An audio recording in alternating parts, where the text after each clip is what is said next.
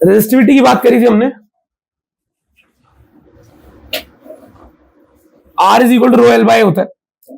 यहां पर दो बंदे हैं, R और रो। लेंथ और एरिया हम समझते हैं, कंडक्टर की लंबाई, कंडक्टर का क्रॉस सेक्शन एरिया।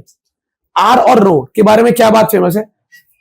R खुद डिपेंड करता है रो पे, R खुद डिपेंड करता है रो पे। R तो और चीजों पर डिपेंड करता है, किस किस पे? L और A पे। Thank you sir. तो R रो पे डिपेंड करता है, R L और A पे भी डिपेंड करता है। तो मैं डिपेंडेंसी का चार्ट बना रहा हूं, इमेज बन जाए दिमाग में आपके अंदर, ठीक है। R depends upon rho L A। Rho depends upon temperature,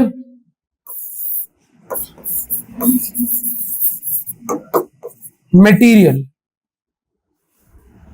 तो तुम्हें ये बात बहुत क्लियरली पता होनी चाहिए कि एग्जैक्टली कौन सी चीज किस पे डिपेंड करती है। अगर मैं तुमसे पूछूं कि मैं टेम्परेचर को बदलूंगा तो क्या क्या बदलेगा, बताओ। टेम्परेचर बदलूंगा तो क्या बदलेगी? और रेजिस्टिविटी बदलेगी तो नहीं आया समझ में? श्योर हो? तो तुम्हें बस यही इमेजिन करना है कि किसके बदलने से किस पर असर पड़ रहा है, किस पर नहीं पड़ रहा। तो मुझे बोले एरिया बदलूंगा, एरिया बदलने से रेजिस्टिविटी पे क्या असर पड़ेगा? कुछ नहीं पड़ेगा। एक चौड़ी वायर, मैंने एग्जांपल लिया था लास्ट क्लास में, चौड़ी वायर एक पतली वायर, किसकी रेजिस्टिविटी ज्यादा? दोनों की सेम है भाई, मटेरियल सेम है ना। अगर मटेरियल सेम है और टेम्परेचर सेम है तो रेजिस्टिविटी भी क्या होती है? रेजिस्टिविटी कहती है मैं किसी और पर डिपेंड करती नहीं, ठीक है। तो अगर आज मुझसे कोई पूछे क्या रेजिस्टेंस टेम्परेचर पर डिपेंड करता है, दोबारा सोच लो, क्या रेजिस्टेंस, अब अगली क्लास में यही सब कॉन्सेप्ट पूछेंगे, क्या रेजिस्टेंस टेम्परेचर पर डिपेंड करता है? श्योर हो? कैसे समझाओ? टेम्परेचर बदलने से रेजिस्टिविटी बदलेगी, रेजिस्टिविटी के बदलने से। अच्छा, इसके बाद अगर मैं बात करता हूं रेजिस्टिविटी और टेम्परेचर की, तो टेम्परेचर की बात अगर करें, क्योंकि टेम्परेचर डिपेंडेंस पढ़ रहे हैं, तो ये क्लियर है, टेम्परेचर बदलने से रो बदलता है और रो के बदलने से आर बदलता है। तो यहां पर हम लिख सकते हैं रेजिस्टेंस टेम्परेचर। तो ये बात क्लियर है, टेम्परेचर का डायरेक्ट असर रेजिस्टेंस पे नहीं पड़ता, वो रेजिस्टिविटी को चेंज करता है, उससे रेजिस्टेंस भी बदल जाता है। अच्छा, अब टेम्परेचर का रेजिस्टिविटी पे चेंज होना क्या मतलब क्या है? रेजिस्टिविटी और टेम्परेचर का क्या रिलेशन है? अगर मैं आपसे बोलूं कि चलो कुछ फॉर्मूले उठाते हैं और कुछ गेम खेलते हैं और थोड़ी देर में रेजिस्टिविटी का एक फॉर्मूला निकालते हैं, किसी को आता है रेजिस्टिविटी का फॉर्मूला? आप बताइए मैम। एन, बहुत शानदार, बहुत बढ़िया, ठीक है। रेजिस्टिविटी का हमने ओरिजिनल फॉर्मूला तो कभी देखा ही नहीं, क्लास 10th में हम जानते हैं रो, पता है हमें, उसकी डेफिनेशन पता है कि जब एरिया 1 होगा, लेंथ 1 होगी तो रेजिस्टेंस रो के बराबर होगा, बस रेजिस्टिविटी की डेफिनेशन पता है। रेजिस्टिविटी का खुद का ओरिजिनल फॉर्मूला होता है, हाँ होता है। रेजिस्टिविटी का खुद का ओरिजिनल फॉर्मूला ये होता है, rho is equal to M upon N E square tau. अब ये रो अपॉन, ये जो आप फॉर्मूला देख रहे हैं रेजिस्टिविटी का, सबसे बेसिक फॉर्मूला है और रेजिस्टिविटी का ओरिजिनल फॉर्मूला है ये, कि रेजिस्टिविटी होती क्या। आप समझो इसमें सारी चीजें हैं क्या। ये मास ऑफ इलेक्ट्रॉन है, किसका मास है? ये चार्ज ऑफ इलेक्ट्रॉन है। टाउ क्या है? Average relaxation time. और एन क्या है? Number density. तो अभी जो बात मैं आपसे करने वाला हूं वो इतनी गहराई की बात है कि अगले 10 मिनट दिमाग को खोल के रखना और सुनना बड़े ध्यान से। टेम्परेचर डिपेंडेंस ऑफ रेजिस्टेंस, हम जानते हैं टेम्परेचर से असर तो रो पे पड़ता है, किस पे पड़ता है? वो रो का असर आर में रेप्लिकेट हो जाता है, आर में भी दिखता है, ठीक है। तो हम बात करेंगे रो का टेम्परेचर से क्या लेना देना है, बहुत ध्यान से सुनना, ठीक है। अभी जो बात बोलूंगा वो बहुत अजीब भी लग सकती है, लेकिन ध्यान से सुनना, समझ जाओगे शायद। इस फॉर्मूले को अपना बेसिक बना लो और मेरी बात सुनो। क्या मास ऑफ इलेक्ट्रॉन बदला जा सकता है? मैं टेम्परेचर बढ़ा लूं, घटा लूं, कुछ भी कर लूं, मास तो चेंज नहीं होगा इलेक्ट्रॉन का। ये हो जाएगा? हो जाएगा। इलेक्ट्रॉन का चार्ज चेंज नहीं होगा। तो एम और ई स्क्वायर तो कांस्टेंट है, टेम्परेचर को बदलने से एम और ई स्क्वायर पे कोई फर्क नहीं पड़ता। एन क्या है भैया? एन, स्मॉल एन क्या है? नंबर डेंसिटी कि हमारे फ्री इलेक्ट्रॉन्स कितने हैं हमारी वायर के अंदर, और टाउ क्या है, रिलैक्सेशन टाइम। यानी कि अगर आप टेम्परेचर बदल रहे हो गधों, टेम्परेचर बदलने से अगर रो बदल रहा है, टेम्परेचर बदलने से अगर रो बदल रहा है, तो रो के फॉर्मूले में कुछ ना कुछ तो बदल रहा होगा ना। टेम्परेचर बदलने से एम नहीं बदल रहा, ई स्क्वायर नहीं बदल रहा। अगर एन और टाउ भी नहीं बदलेंगे तो रो क्यों बदलेगा? अगर टेम्परेचर के बदलने से रेजिस्टिविटी चेंज हो रही है तो कोई ना कोई चीज तो बदल रही होगी ना। एम और ई स्क्वायर नहीं बदल सकते, हमें पता है, तो कौन बदल रहा होगा? एन। अच्छा, कौन? एन नहीं बदलेगा ना, दो बंदे बच गए, एन और टाउ। या तो एन बदलेगा या तो टाउ बदलेगा। ठीक है, अब एन क्या होता है कि हमारी तार के अंदर कितने फ्री इलेक्ट्रॉन्स हैं। आयरन की वायर ली है, कितने फ्री इलेक्ट्रॉन्स हैं, तो क्या एन बदलने की उम्मीद है कोई? हाँ ना बोलो। मेरी वायर के अंदर 20 फ्री इलेक्ट्रॉन है, तो टेम्परेचर को बदलने घटाने से क्या 20 के 25 या 20 के 15 हो जाएंगे, या फ्री इलेक्ट्रॉन गिनती पे कोई असर नहीं पड़ेगा? बोलो हाँ ना। तो टेम्परेचर से वेरी कौन करता है? टाउ। अभी मैं बहुत डेप्थ में आपसे बात करूंगा एन के बारे में भी, टाउ के बारे में भी। अब कहानी सुनना ध्यान से। कहानी कहती है कि 3 तरह के मटेरियल होते हैं, अगली स्लाइड आपको दिख भी रहे होंगे। 3 तरह के मटेरियल होते हैं, कंडक्टर, सेमीकंडक्टर, इंसुलेटर। ठीक है, कंडक्टर, सेमीकंडक्टर, इंसुलेटर। टेम्परेचर बढ़ाने से कंडक्टर की रेजिस्टिविटी बढ़ जाती है, रेजिस्टिविटी ज्यादा रेजिस्टेंस ऑफर करता है, करंट को जाने नहीं देता। टेम्परेचर बढ़ाने से कंडक्टर रेजिस्टिव हो जाता है बहुत ज्यादा, उसकी रेजिस्टिविटी बहुत बढ़ जाती है। ठीक है, इंसुलेटर की रेजिस्टिविटी बढ़ जाती है,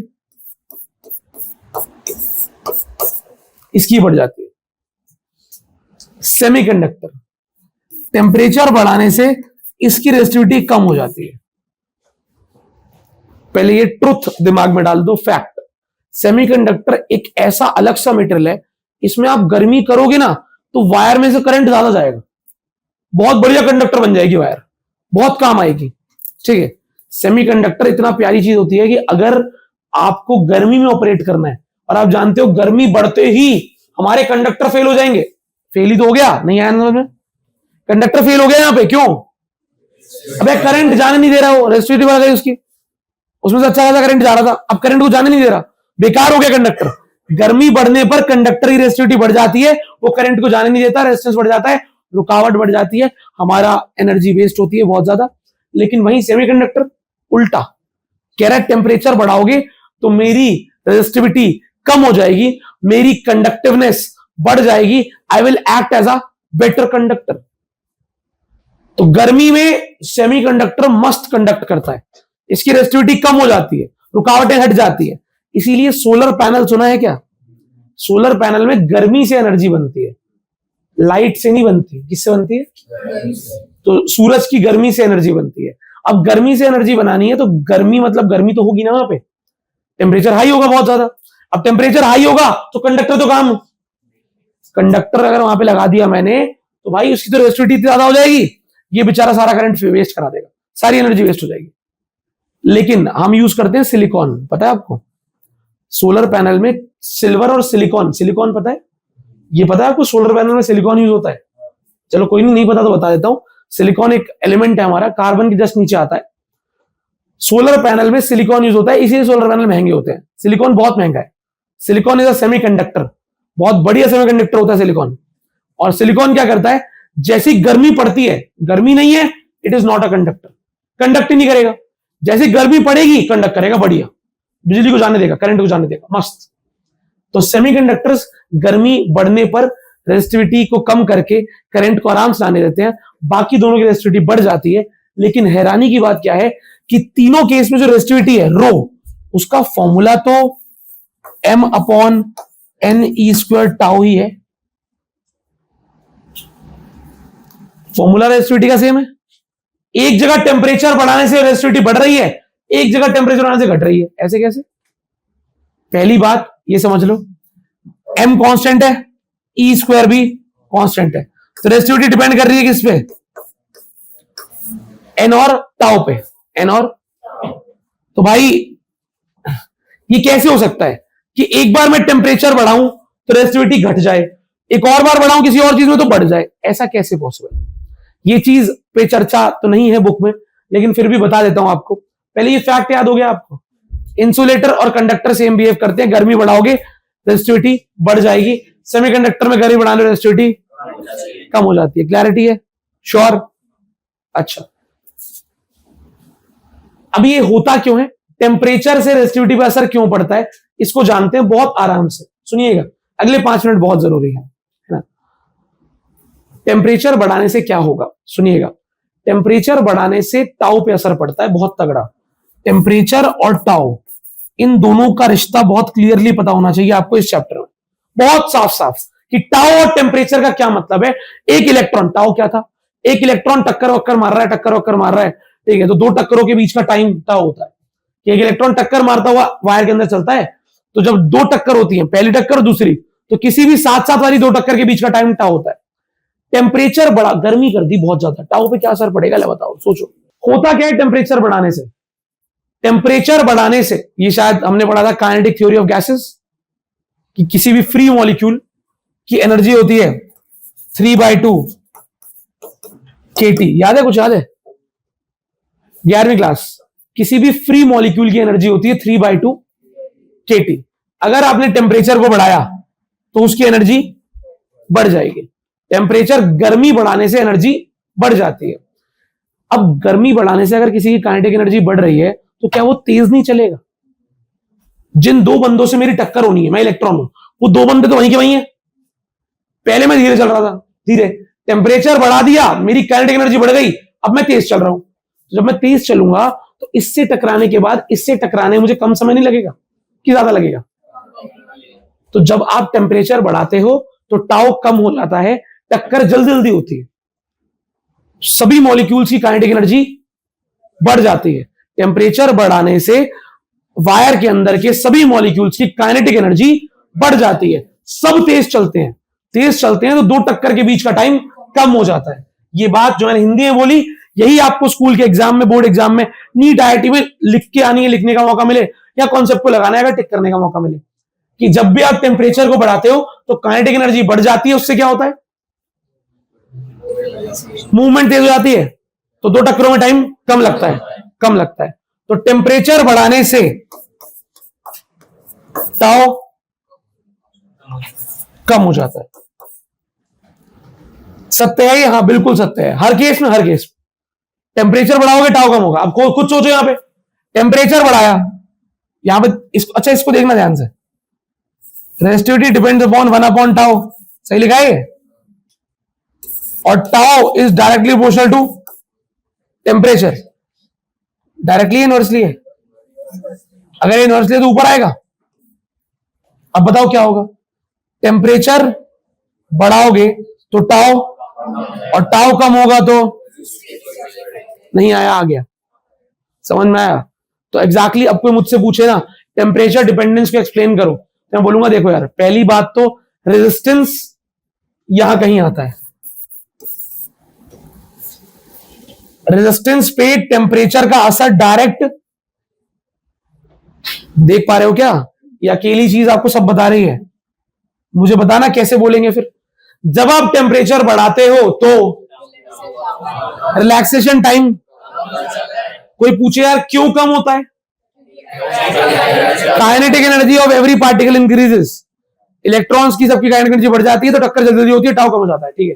टेम्परेचर बढ़ाया, टाउ कम हो गया, टाउ कम होने से उसने पूछा ये क्यों हुआ, रीजन बताओ, क्योंकि इसका फॉर्मूला कह रहा है भाई चिल्ला चिल्ला के, रो इनवर्स प्रोपोर्शनल टू टाउ, इसका भी रीजन दे दिया, इसका भी रीजन दे दिया, और फिर अगर रेजिस्टिविटी बढ़ जाएगी तो रेजिस्टेंस भी, क्योंकि resistivity is directly proportional to. तो जो भी मैं बता रहा हूं उसके बीच में, हर के बीच में एक रीजन है, सारे रीजन पता है तो आपका बेसिक स्ट्रांग है अपने आप, ये क्लियर है? यहां पर भी हम तीनों फॉर्मूलों को लिखें, अगर एक ये लिखा है, एक ये होता है R is equal to rho L by A, और यहां पर भी उस लॉजिक को लगाएं तो लॉजिक तो वही कहता है, क्या कहता है, दोबारा लिख देते हैं, बताओ क्या, temperature is inversely proportional to tau, inversely proportional to. Temperature बढ़ाऊंगा तो टाओ, टाओ कम होगा तो रो, और रो बढ़ेगा तो आर भी। ठीक है, तो टेम्परेचर को बढ़ाने से हमेशा रेजिस्टिविटी और रेजिस्टेंस क्या होता है, बढ़ रहा है, बढ़ रहा है। और यहां पे कि रेजिस्टिविटी डिपेंड कर रही थी टाओ पे और एन पे, टाओ पे और टाओ का असर तो पढ़ लिया हमने, एन का नहीं पढ़ा ना। एक्जैक्टली क्या होता है सुनो ध्यान से, कंडक्टर और इंसुलेटर में, कंडक्टर में जितने फ्री इलेक्ट्रॉन होने थे उतने हैं। कंडक्टर में फ्री इलेक्ट्रॉन की गिनती जितनी मैक्सिमम हो सकती थी होती है, कंडक्टर इसीलिए तो है वो। किसी कंडक्टर को कंडक्टर क्यों कहते हैं, क्योंकि उसमें मैक्सिमम फ्री इलेक्ट्रॉन्स है। तो जितने फ्री इलेक्ट्रॉन्स में हो सकते थे हैं। आप टेम्परेचर को बढ़ाओगे घटाओगे उससे कंडक्टर के एन पर कोई असर, जितने फ्री इलेक्ट्रॉन होने थे उतने हैं।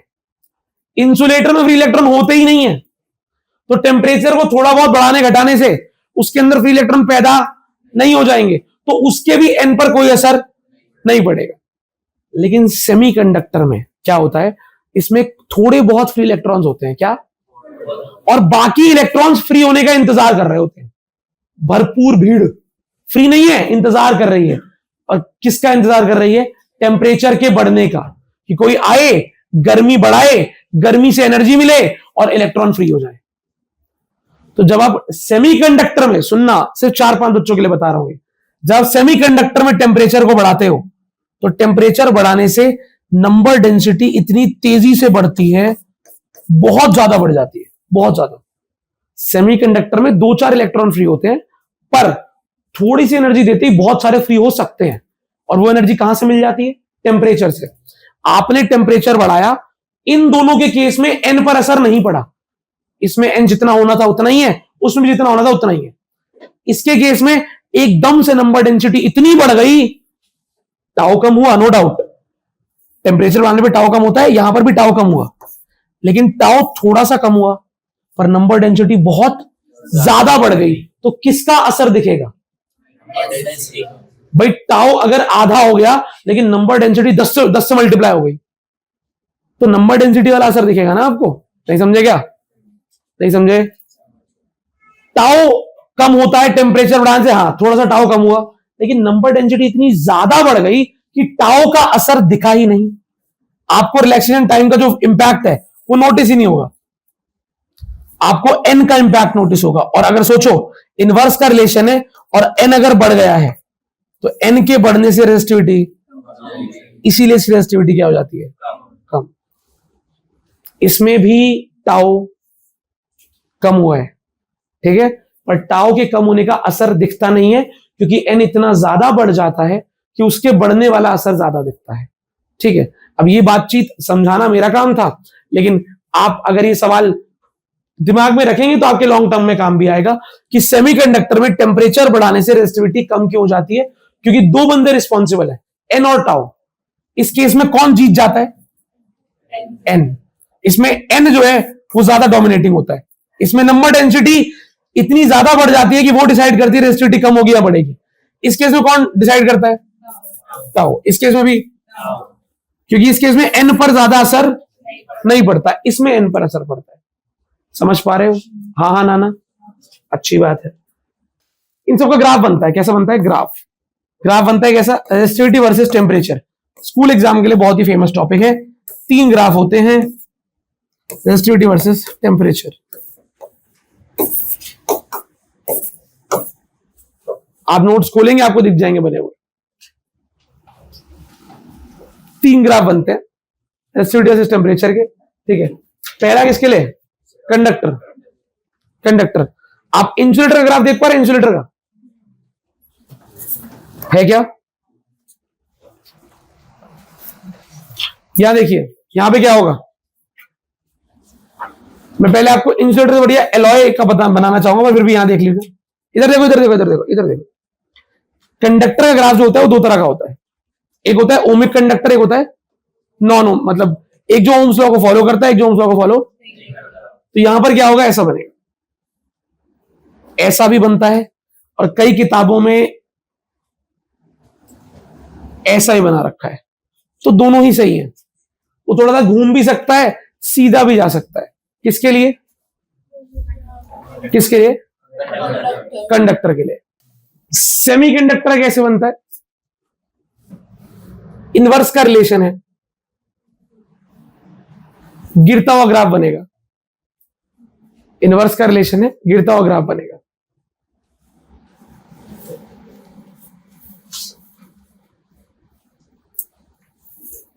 ठीक, अगले पे आते हैं, इंसुलेटर। इंसुलेटर की दो कैटेगरी होती है। एक ऐसा इंसुलेटर है लकड़ी जैसा, लकड़ी एक इंसुलेटर है। लकड़ी में, लकड़ी को गर्म करोगे उसमें इलेक्ट्रॉन्स आ जाएंगे? नहीं। लेकिन कुछ इंसुलेटर ऐसे होते हैं जिनमें फ्री इलेक्ट्रॉन्स नहीं है, क्योंकि एटम ने क्या कर रखा है, बहुत तगड़े तरीके से पकड़ रखा है। उनको निकालने में एनर्जी चाहिए बहुत ज्यादा।